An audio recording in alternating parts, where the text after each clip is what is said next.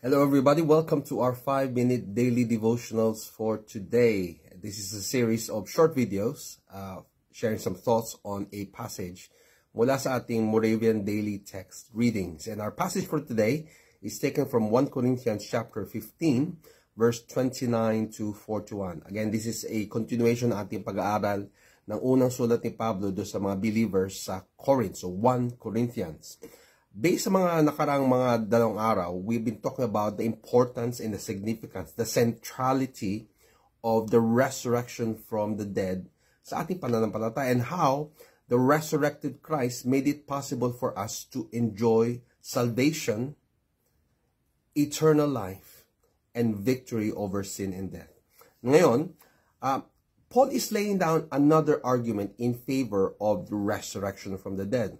He goes on to say in verse 31, bakit pa ako nagpapakasakit at dumadaan sa maraming kahirapan at nire-risk ko yung aking buhay para sa mga bagay na ito kung hindi ako naniniwala sa buhay na walang hanggan, kung hindi ako naniniwala na mayroong resurrection from the dead. Kasi kung mamatay ako, di mamatay na ako. In fact, some people would have this kind of attitude as is written in verse 32. Sabi dito, what do I gain? If humanly speaking, I fought with the beast of Ephesus. Siguro ito yung mga mababagsik na mga wild animals sa Ephesus. Siguradong mamamatay ka pag kinalaban mo sila. If the dead are not raised, and this is the point that Paul is trying to raise. If the dead are not raised, kung di na mabuhay na muli yung mga namatay, quote unquote, let us eat, drink, and be merry, for tomorrow we die. Ay magpakasaya na lang tayo. Happy na lang. Kasi bukas, maaaring tayong mamatay. Kain lang ng kahit anong gusto kainin. Gawin na yung gusto natin gawin. Kasi enjoy mo na buhay habang bubuhay ka pa. That is not the attitude of somebody who has been redeemed by the blood of the Lamb, who has been saved by the resurrected Christ. Kung ikaw ay namubuhay kay Kristo, ang buhay mo ay may halaga beyond sa buhay nito. We wake up realizing that we have life in Christ. Paul is encouraging, admonishing, nagmamakaawa. Wake up from your drunken stupor. Gumising ka sa iyong parang nahihibang na pagkalasing. Do not go on sinning. Huwag kayong mamuhay na gawin ang gusto mong gawin. Eat, drink, and be merry. No, we must live a life with purpose because what we do here on earth will have a significance beyond our death here on earth. Let us honor God. Let us live our lives in accordance to His will. Now, some people may say, ano ba mangyayari sa akin pag namatay ako? Will I still have the same body? No. Paul lays down an analogy. The resurrected body will be different from this earthly body. He goes on to say sa verse 35, itong katawan nito ay parang binhi, is a seed. Kung isipin mo isang seed, or whatever plant or whatever fruit it is, pag ang itsura niyan ay kakaiba doon sa kanyang plant. The seed is different in appearance to what it is when it becomes a full-grown plant or full-grown tree.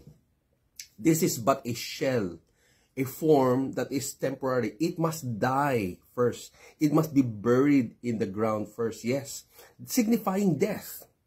But when it has received the resurrection power, and this is where the analogy comes in, it will come out a different form, a different image, a different appearance. We will be changed when we are resurrected from the grave. Hindi na yung katulad na may mga arthritis na katawan o yung nakakalbong buhok, kakalbong ulo. No. Wrinkles sa mukha. No. All of that will change. This earthly vessel will be transformed when our lives, our bodies are resurrected from the dead. Something to look forward to, if you think about it really. But more than that, we must understand that we have a wonderful life here on earth. Yes, because we have Christ in us. Now, we still live in a fallen world and we have struggles, challenges, and problems. That is the state of how it is living on this earth. But when Christ comes back, overcomes sin and death, overcomes all the powers and principalities, all the authorities bowing down at his feet, everything will change.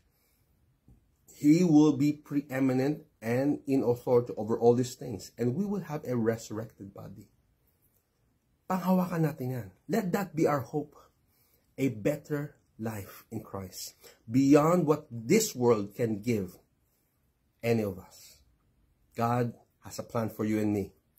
And you have a part in that. Let us embrace what God has in store for us. Let us expect great things from our Lord, as it is written in His Word. Praise be to God. God bless you as you live out and follow God's Word.